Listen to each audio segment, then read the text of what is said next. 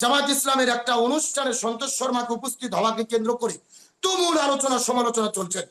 সমালোচনা তো করবেন, সেটা করারও তো একটা ভাষা রয়েছে, ন্যূনতম একটা ব্যবহার রয়েছে। আজকের সমালোচনার নামে যেই সমস্ত অশ্লীল ভাষা ব্যবহার করা হচ্ছে, একটা ন্যূনতম ভদ্র সমাজে যে সমস্ত ভাষা চলে না, আপনি জাতীয় নেতৃবৃন্দদেরকে এমন ভাবে অ্যাটাক করছেন, এমন ভাষা ইউজ করছেন। একটা কথা কিন্তু পরিচিত আছে যে ব্যবহার বংশের পরিচয়। আপনি কিভাবে ব্যবহার করছেন, আপনার মুখের ভাষাটা কেমন, এর উপরে কিন্তু মানুষের ব্যক্তিত্ব বোঝা যায়। কিন্তু সমালোচনা করতে গিয়ে জামাত ইসলাম মুনাফিক, ভারতের দালাল, এজেন্ট, এই যে মিথ্যাচার করছেন, তহমত দিচ্ছেন, নিঃসন্দেহে কারো ব্যাপারে তহমত দেওয়া, মিথ্যাচার করা কিন্তু একদিকে শরীয়ত বিরোধী কবিরা গুনাহ, অন্যদিকে কারো ব্যাপারে যদি মিথ্যাচার করেন এটাও কিন্তু জনগণ মেনে নেবে না। জামাত ইসলাম, ইসলামী ছাত্র শিবির যদি এরা ভারতের হতো আর ভারতের দালালি করতেন, তাহলে এদের নেতৃবৃন্দুর ফাঁসি হতো না, এদের হাজার হাজার নেতা কর্মীর ঘর বাড়ি ছাড়া লাগতো না, নিবন্ধন প্রতীক হারানো লাগতো না। সুতরাং কাউকে দালাল বলার আগে, এজেন্ট বলার আগে হিসাব করে বলা দরকার। আওয়ামী লীগ ফিরা না ফেরার যে বিষয়টি, আমি মনে করি তারা যতই চেষ্টা করুক আওয়ামী লীগ নামে আর এই দেশে আপাতত তাদের ফেরার কোনো সুযোগ নেই। এবং তারা যতই চেষ্টা করুক, তারা যদি রাজপথে নামে, এই দেশের জনগণই তাদেরকে প্রতিরোধ করবে বলে আমি মনে করি।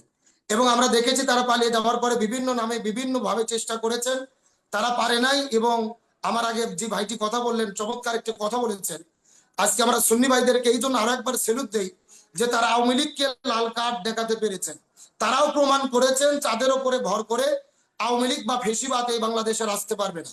তারা যতই ষড়যন্ত্র করুক না কেন, প্রকৃত পক্ষে যারা দেশকে ভালোবাসে, এই দেশের স্বাধীনতাকে ভালোবাসে, তাদের নাম দিয়ে তাদের উপরে ভর করে আওয়ামী লীগ বা ফ্যাসিস্ট আবারও বাংলাদেশে আসবে, এটা সুন্নিরা হতে দেবে না। এবং তারা হতে দেয়নি, ভবিষ্যতেও দু চারজন যারা চেষ্টা করেছেন তাদেরকেও তারা দলীয় ভাবে প্রতিরোধ করবে বলে আমি মনে করি। আরেকটি বিষয় বলতে চাই, যারা বাংলাদেশে আওয়ামী লীগের যাই নেতা কর্মীগুলো এখন বর্তমানে আছেন, ওই স্বৈরাচার হাসিনা বিদেশ থেকে পালিয়ে আছেন ভারতে, সেখান থেকে তিনি মাঝে মধ্যে ভিডিও ফোনে উস্কে দিচ্ছেন, আর কিছু কিছু কর্মীরা লাভ পাচ্ছেন, মিছিল মিটিং করছেন। আমি এই সমস্ত আওয়ামী দোসর কর্মীদেরকে বলতে চাই, আসলে এদের তো কচুর সাথে গলার দড়ি দিয়ে মরা উচিত। যেই নেতা, যেই নেত্রী তাদেরকে না বলে দেশ থেকে তাদেরকে একা রেখে পালিয়ে চলে গেলেন, তার কথা মতো আজকে তারা বিপদের মুখে রাজপথে নামছেন, মিছিল মিটিং করে বিপদের মধ্যে পড়ছেন। আমি মনে করি এদের শুভ বুদ্ধির উদয় হওয়া দরকার। এবং ওই সমস্ত নেতা নেত্রীর কথা মতো বিদেশের ফোনে রাজপথে নেমে তারা যে বিশৃঙ্খলা করার চেষ্টা করছেন, এই জায়গা থেকে তাদের নিজেদের বোধোদয় হওয়া উচিত এবং তাদের ফাঁদে পা না দেওয়া উচিত বলে আমি মনে করি। এখন আমি একটি বিষয় বলতে চাই, আমার আগে এক প্রিয় ভাই বললেন বাংলাদেশ জামাত ইসলাম নিয়ে এবং নির্বাচনটা কখন হবে। তিনি একটা কথা বলছিলেন যে জামাত ইসলাম হঠাৎ করে বলে ফেললেন যে আগামী রমজানের আগে নির্বাচন দিতে হবে। আমি প্রিয় ভাইকে এবং আজকে আমাদের প্রোগ্রামে যারা অনুষ্ঠান দেখছেন সকলের উদ্দেশ্যে একটি কথা ক্লিয়ার করে বলতে চাই, জামাত ইসলাম যে বক্তব্যটি দিয়েছেন আমরা কিন্তু এই বক্তব্যটি পরিপূর্ণ অনেকে শুনি নাই। সেখানে কিন্তু তারা প্রথমে পরিপূর্ণ বক্তব্য যারা শুনেছেন আপনারা লক্ষ্য করেছেন, প্রথমে কিন্তু তারা বলেছেন যে সরকার যে সময়টি বেঁধে দিয়েছেন এই বছরের ডিসেম্বর এবং সামনে বছরের জুনের ভেতরে তার একটা নির্বাচন করতে চায়। পরিষ্কার ভাবে আগে বলা হলো যে এই কথার উপরে তারা যেন একমত থাকে, অর্থাৎ এই সময়ের মধ্যেই যেন নির্বাচন হয়। পরবর্তীতে একটা সাংবাদিক আবার জিজ্ঞেস করলেন তাহলে জুনের মধ্যে সরকার নির্বাচনের ঘোষণা করেছেন, বিএনপি বলতেছেন ডিসেম্বরের ভেতরে নির্বাচন, আপনারা কোন সময় নির্বাচন হলে ভালো মনে করেন। তখন কিন্তু জামাতের পক্ষ থেকে বলা হয়েছে যেহেতু জুন মাসে ঝড় বৃষ্টি হতে পারে, আবহাওয়া ভালো থাকে না, এবং তার আগে আবার মার্চ এপ্রিলে রমজান মাসের রোজা আছে, তখন সেই পরিপ্রেক্ষিতে তারা বলেছেন যে তাহলে রমজানের রোজার আগে নির্বাচন হলে ভালো হয়। ওরা কিন্তু জোর করে বলেনি রমজানের আগে নির্বাচন দিতেই হবে। বিএনপির নেতারা যেভাবে বারবার বলছেন ডিসেম্বরের মধ্যে নির্বাচন দিতেই হবে, যদি সেটা না দেওয়া হয় আমরা আন্দোলনে যাব, রাজপথে নামবো, কিভাবে নির্বাচন আদায় করতে হয় আমাদের জানা আছে।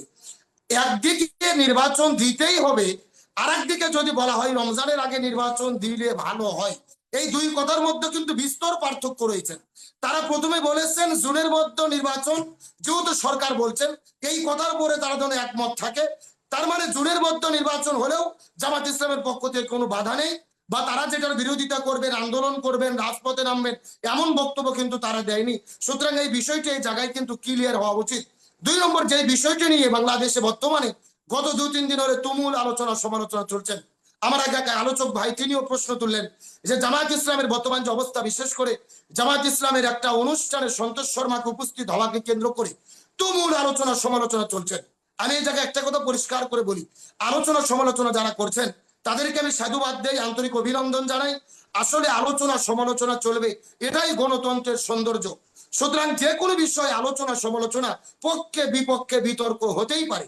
কিন্তু আমার প্রশ্ন, ডক্টর ফয়জুল হক ভাই যে বিষয়টি বললেন, সমালোচনা তো করবেন, সেটা করারও তো একটা ভাষা রয়েছে, ন্যূনতম একটা ব্যবহার রয়েছে। আজকের সমালোচনার নামে যেই সমস্ত অশ্লীল ভাষা ব্যবহার করা হচ্ছে, একটা ন্যূনতম ভদ্র সমাজে যে সমস্ত ভাষা চলে না, আপনি জাতীয় নেতৃবৃন্দদেরকে এমন ভাবে অ্যাটাক করছেন, এমন ভাষা ইউজ করছেন। একটা কথা কিন্তু পরিচিত আছে যে ব্যবহার বংশের পরিচয়। আপনি কিভাবে ব্যবহার করছেন, আপনার মুখের ভাষাটা কেমন, এর উপরে কিন্তু মানুষের ব্যক্তিত্ব বোঝা যায়। সুতরাং এই যে বিভিন্ন ভাবে অশ্লীল ভাবে অকথ্য ভাষায় গালি গালাস, যে সমস্ত ভাষা মুখে উঠালেও কবিরা গুনাহ হবে, এমন ভাষা ইউজ করে যারা একেবারে উঠে পড়ে লেগেছেন, আমি মনে করি ভাই এই সমস্ত জায়গা থেকে আমাদের বের হয়ে আসা উচিত। এখন সন্তোষ শর্মা জামাত ইসলামের প্রোগ্রামে গিয়েছেন, কেন গিয়েছেন, এর পিছনে কারণটা কি, এই বিষয়ে কিন্তু আমরা কেউ বলছি না। ওই আমরা একটা কথা বিষয়গুলো নিয়ে ক্লিয়ার আজকে করে বলতে চাই, আলোচনাই করতে চাই না, ওটা আলোচনার আজকে বিষয়বস্তু না। জনাব আমি আমি আমি সরি আমি যেহেতু যেহেতু আমার আগের আলোচক ভাই বলেছেন, আমি এই বিষয়টি একটি 1 মিনিটে ক্লিয়ার করতে কিন্তু চাই। আমরা সন্তোষ যে শর্মা যেই নিয়ে সন্তোষ প্রোগ্রামে শর্মা সন্তোষ এই শর্মা বিষয়টা উপস্থিত কোনো হয়েছেন, ইম্পর্টেন্ট কোনো বিষয় না। আমি ওটা মনে করি কিন্তু যে জামাত ইসলামের, ওটা কিন্তু জামাত ইসলামের কেন্দ্রীয় প্রোগ্রাম না, এটা ঢাকা মহানগরী দক্ষিণের প্রোগ্রাম ছিলেন। হ্যাঁ, সেখানে উপস্থিত হয়েছেন পূজা বাস্তবায়ন কমিটির সাধারণ সম্পাদক হিসেবে। আমি 1 মিনিটে জাস্ট 3টে প্রশ্ন করতে চাই। আমরা তো দেখেছি স্বৈরাচার হাসিনা পালিয়ে যাওয়ার পরে বাইতুল মুকাররম মসজিদের খতিব পর্যন্ত পালিয়ে গেছে। আমার প্রশ্ন হলো, স্বৈরাচার হাসিনা পালিয়ে যাওয়ার পরে সন্তোষ শর্মা, যিনি গত 16 বছরে আওয়ামী লীগের দালালি করেছেন, ফ্যাসিস্টকে টিকে রাখার জন্য চেষ্টা করেছেন, বিভিন্ন আলেম ওলামাদের বিরুদ্ধে জঙ্গিবাদের নাটক করেছেন, আমার প্রশ্ন, স্বৈরাচার হাসিনা পালিয়ে যাওয়ার পরেও হিন্দুদের পূজা বাস্তবায়ন কমিটির সাধারণ সম্পাদক সেক্রেটারি তিনি কিভাবে আছেন, এই জবাব হিন্দু ভাইদের কাছে আমি, এই প্রশ্নটা হিন্দু ভাইদের কাছে আমি করতে চাই, এবং জাতি হিসেবে হিন্দু ভাইদের কাছে এই প্রশ্ন করা উচিত, তিনি এখনো কিভাবে পূজা বাস্তবায়ন কমিটির সাধারণ সম্পাদক পদে রয়েছেন।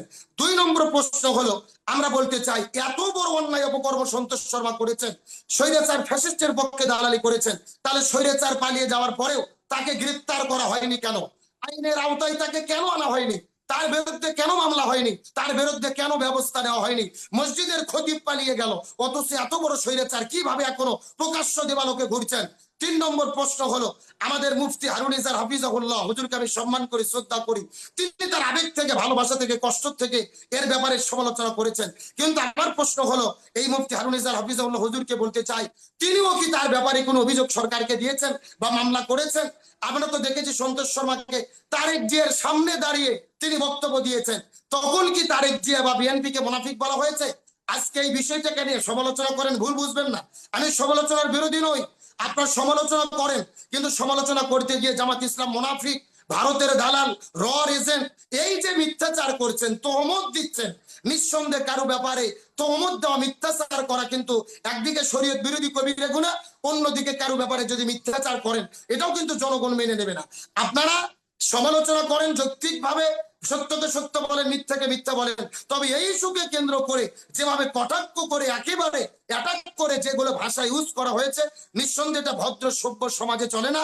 আমি একটা কথা আগেও বলেছি, এখনো বলি, জামাত ইসলাম, ইসলামী ছাত্র শিবির যদি এরা ভারতের র হতো আর ভারতের দালালি করতেন, তাহলে এদের নেতৃবৃন্দুর ফাঁসি হতো না, এদের হাজার হাজার নেতা কর্মীর ঘর বাড়ি ছাড়া লাগতো না, নিবন্ধন প্রতীক হারানো লাগতো না। সুতরাং কাউকে দালাল বলার আগে, র এজেন্ট বলার আগে হিসাব করে বলা দরকার।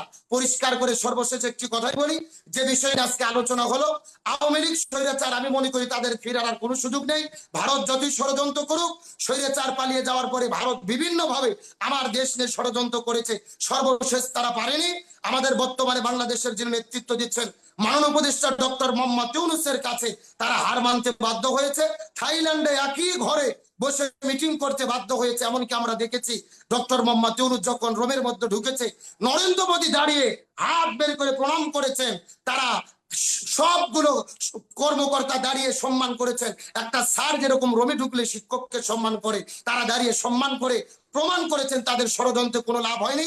বাংলাদেশ এগিয়ে যাচ্ছেন ডক্টর মোহাম্মদ ইউনূসের নেতৃত্বে, আমরা মনে করি এগিয়ে যাবেন। সর্বশেষ একটি কথাই বলতে চাই, নির্বাচনের ক্ষেত্রে আমরা অবশ্যই নির্বাচন চাই, তবে নির্বাচনের আগে অবশ্যই গণহত্যার বিচার হতে হবে। এই বাংলাদেশ শুধু একমাত্র নির্বাচনের জন্য 1800 ছাত্র জনতা জীবন দেয়নি, যারা জীবন দিয়েছে এই গণহত্যার বিচার বাংলাদেশে নিশ্চিত হতে হবে।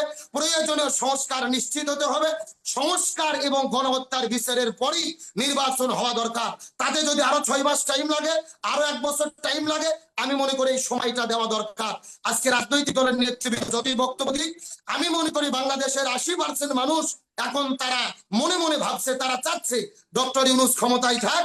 যে গত 16 বছরে বাংলাদেশকে ধ্বংস করে অতল গহ্বরে পৌঁছে দেওয়া হয়েছে, কোমর সোজা করার জন্য, সেখান থেকে মাথা উঁচু করে দাঁড়ার জন্য ডক্টর মোহাম্মদ ইউনূসের মতো নেতৃত্ব দরকার। তার নেতৃত্বে দেশ এগিয়ে যাবে, সংস্কার পরিপূর্ণ হবে এবং গণহত্যার বিচার যদি এই সরকার না করে, আমি একটা কথা শেষে বলি, এই সরকার যতই ভালো উন্নয়ন করুক, চীন সফর করুক, থাইল্যান্ডে যাক আর আপনার কাতারে যাক না কেন, তারা যদি গণহত্যার বিচার না করে, এই সরকার কিন্তু গাদ্দারের খাতায় নাম লেখা থাকবে। সরকারকে আমরা ক্ষমতায় বসিয়েছি শুধুমাত্র নির্বাচনের জন্য নয়, একটা সংস্কার আর এই গণহত্যার সঠিক বিচার যেন হয়, স্বৈরাচার হাসিনার যেন ফাঁসি হয়, এমপি মন্ত্রী দোষকদের জন্য আমরা ফাঁসি নিজে চোখে দেখতে পারি, এটার আশাই কিন্তু অভ্যুত্থান হয়েছে। সুতরাং আগে বিচার হবে, সংস্কার হবে, তারপরে যৌক্তিক সময় নির্বাচন হবে, তাহলেই দেশ এগিয়ে যাবে। এতটুকু কথা বলে শেষ করছি প্রিয় ভাই।